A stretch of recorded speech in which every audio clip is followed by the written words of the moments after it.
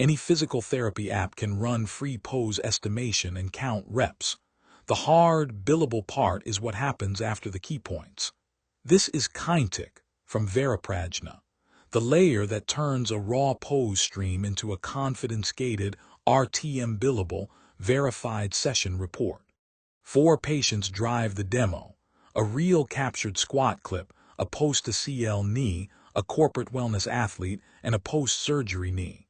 The clinical profile is locked to each patient, so the thresholds always match the person. The first patient is a real captured squat, its pose extracted offline, no live camera. Press Analyze Session, and the engine replays the actual footage with a 33-point skeleton tracked onto the body, scoring each rep as it goes. Now the hard case. Maria, 62, 8 weeks post-ACL doing 15 prescribed squats.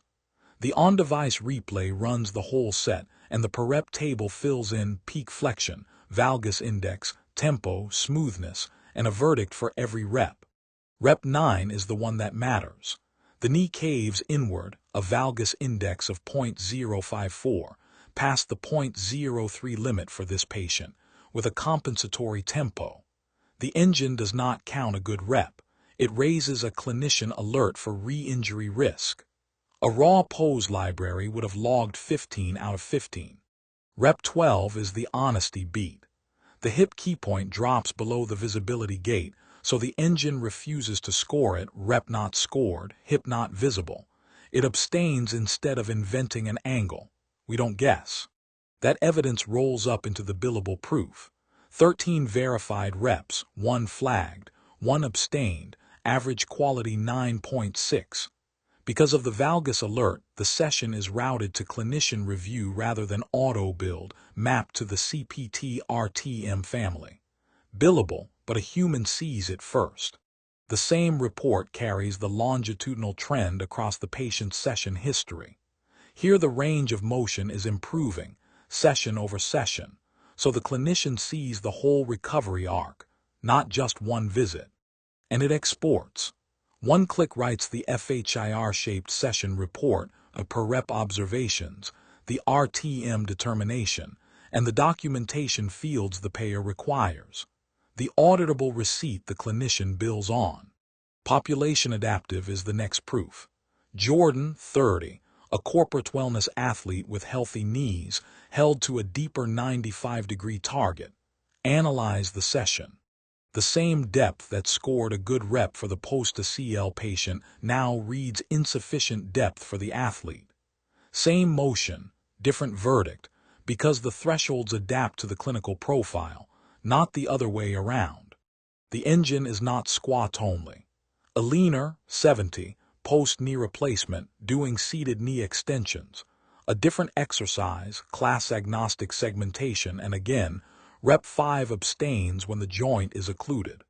On top of the deterministic engine sit 2 optional agents. A clinical scribe drafts the RTM note, and a longitudinal monitor decides whether the trend needs escalation. They are running against the live model right now, and every number they cite is checked back against the deterministic results. Here the monitor flags what matters.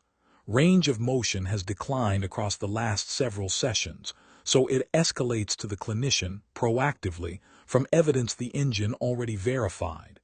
Agents advise, code decides.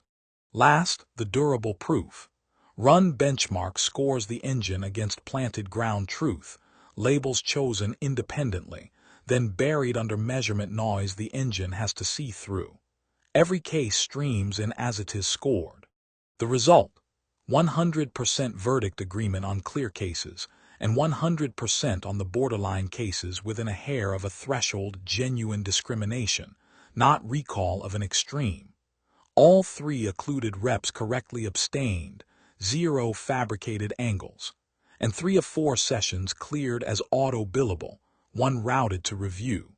These are durable numbers, task accuracy, automation throughput, honesty, not a pose model error rate that ages out. The sensor is commoditized. The brain above it and the billable proof are not. This is the layer above pose estimation, built end to end. From Building True Intelligence.